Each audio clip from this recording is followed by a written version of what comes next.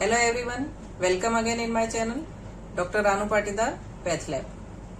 तो फ्रेंड्स, आज हम बात करेंगे थायराइड डिसऑर्डर के बारे में। इसमें हम देखेंगे कि थायराइड क्या होता है, इसके लिए कौन कौन से टेस्ट करवाए जाते हैं, थायराइड डिसऑर्डर होने पर कौन कौन से सिम्टम्स होते हैं और ये टेस्ट कितने कितने समय में रिपीट करना चाहिए। तो आइए पहले समझते हैं कि थायराइड क्या होता है। तो थायराइड एक ग्लैंड होती है जो कि हमारी गर्दन में फ्रंट में पाई जाती है और थायराइड दो हार्मोन का सिक्रेशन करती है जिसे हम T3 एंड T4 हार्मोन कहते हैं। और ये हार्मोन हमारे शरीर में बेसल मेटाबॉलिक रेट को रेगुलेट करते हैं। तो आइए सबसे पहले देखते हैं कि थायराइड डिसऑर्डर के सिम्टम्स क्या क्या होते हैं। तो थायराइड हार्मोन अगर कम सिक्रेट होते हैं तो इसे हाइपोथायराइडिज्म कहते हैं और अगर थायराइड हार्मोन एक्सेस में बनते हैं तो इसे हाइपरथायराइडिज्म कहते हैं। तो आइए अब हम देखते हैं हाइपोथायराइडिज्म के सिम्टम्स यानी कि लक्षण क्या क्या होते हैं।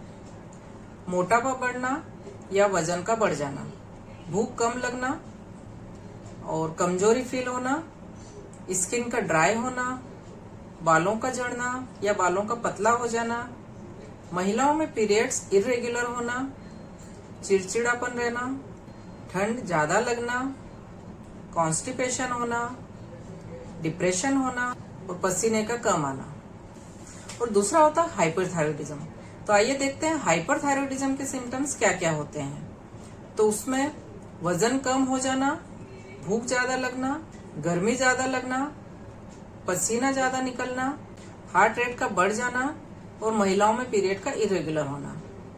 तो आइए इन सिम्टम्स होने पर हमें कौन कौन से टेस्ट करवाना चाहिए। तो वो होते हैं थायराइड प्रोफाइल, जिसमें हम T3, T4 and TSH level देखते हैं। तो अगर आप फर्स्ट टाइम डायग्नोसिस के लिए टेस्ट करवा रहे हैं तो उसमें आपको पूरा थायराइड प्रोफाइल करना चाहिए। और अगर आपकी एक बार दवाई चालू हो गई है और आपको सिर्फ मॉनिटर करना है कि आपकी दवाई का डोज ठीक चल रहा है या फिर बढ़ाना है या घटाना है, तो ऐसे में आप सिर्फ TSH करवाएंगे तब भी काम चल जाएगा। तो आइए सबसे पहले बात करते हैं TSH की। तो TSH एक हार्मोन होता है जो कि हमारी पिट्यूटरी ग्लैंड से सिक्रेट होता है, जो कि हमारे सिर में पाई जाती है। तो T3, T4 hormone and TSH hormone का आपस में फीडबैक का रिलेशनशिप होता है। इसका मतलब ये है कि जब T3 एंड T4 हार्मोन का लेवल बढ़ता है तो TSH का लेवल कम होता है और जब T3 एंड T4 हार्मोन का लेवल घटता है तो TSH लेवल ज्यादा बनता है। तो देखते हैं ऐसा क्यों होता है। तो जब हमारी thyroid gland T3 and T4 hormone का सिक्रेशन कम करती है तो हमारी पिट्यूटरी ग्लैंड TSH का लेवल बढ़ा देती है और वो TSH आके हमारी थायराइड ग्लैंड को सिग्नल देता है कि T3, T4 हार्मोन कम बन रहे हैं, जिसकी वजह से T3, T4 हार्मोन का लेवल बढ़ता है। और वाइस वर्सा, इसका उल्टा, अगर T3, T4 हार्मोन ज्यादा बन रहे हैं तो TSH का लेवल कम हो जाता है।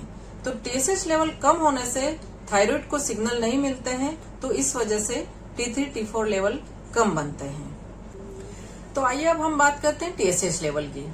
तो TSH हार्मोन हमारे ड्रग की डोज को मॉनिटरिंग करने के लिए बहुत इंपॉर्टेंट टेस्ट होता है।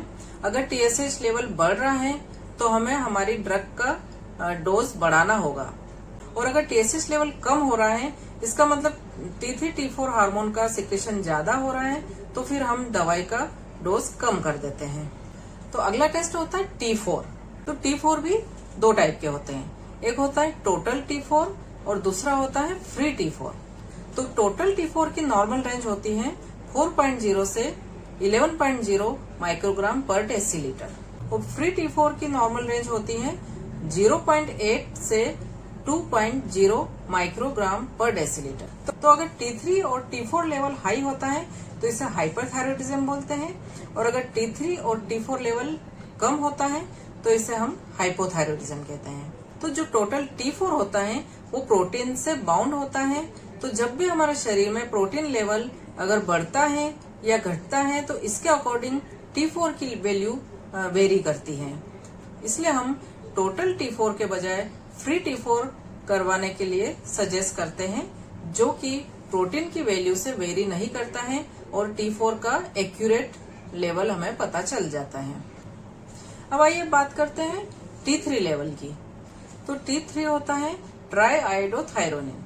तो T3 भी प्रोटीन से बॉन्ड होता है तो हम टोटल T3 के बजाय फ्री T3 करवाना प्रीफर करते हैं। तो आइए देखते हैं इसकी नॉर्मल वैल्यू क्या होती है। तो टोटल T3 की नॉर्मल वैल्यू होती है 0.79 से 1.58 नैनोग्राम पर ml और फ्री T3 की नॉर्मल रेंज होती है 2.3 से 4.1 नैनोग्राम पर ml। इसके अलावा एक टेस्ट और होता है, उसे हम बोलते हैं एंटी थायराइड एंटीबॉडी या TPO टेस्ट। तो अगर आपको फर्स्ट टाइम डायग्नोसिस बनाना है कि आपको थायराइड डिसऑर्डर है या नहीं, तो आपको एंटी थायराइड एंटीबॉडी यानी TPO टेस्ट जरूर करवाना चाहिए। तो अगर हमारे थायराइड में कोई ऑटो इम्यून डिसऑर्डर हो, जैसे कि ऑटो इम्यून थायराइडाइटिस या फिर कोई अदर ऑटो इम्यून डिसीज, तो इसमें TPO टेस्ट बहुत इंपॉर्टेंट टेस्ट होता है। तो एक टेस्ट और होता है FNAC या बायोप्सी।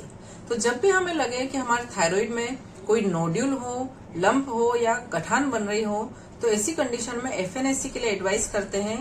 तो FNAC में क्या करते हैं कि हम फाइन नीडल के द्वारा थायराइड के लंप से कुछ मटेरियल लेते हैं और उसे प्रोसेसिंग करके फिर माइक्रोस्कोप में टेस्ट करते हैं। तो फिर हम माइक्रोस्कोप में ये देखते हैं कि जो थायराइड नोड्यूल है वो बिनाइन है या फिर कैंसर है।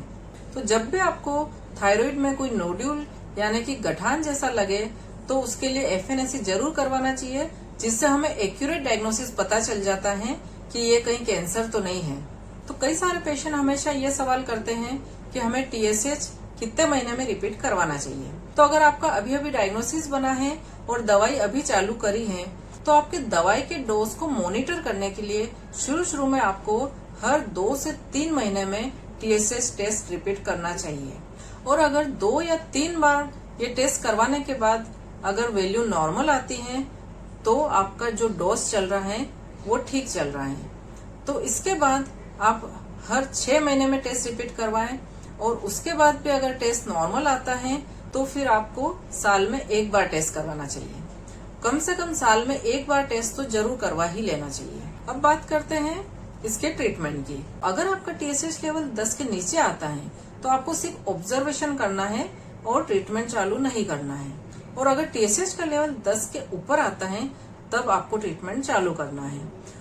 तो आपकी T3, T4 और TSH लेवल देखने के बाद ही आपके डॉक्टर डिसाइड करेंगे कि आपको क्या ट्रीटमेंट देना है और कितनी डोज देना है।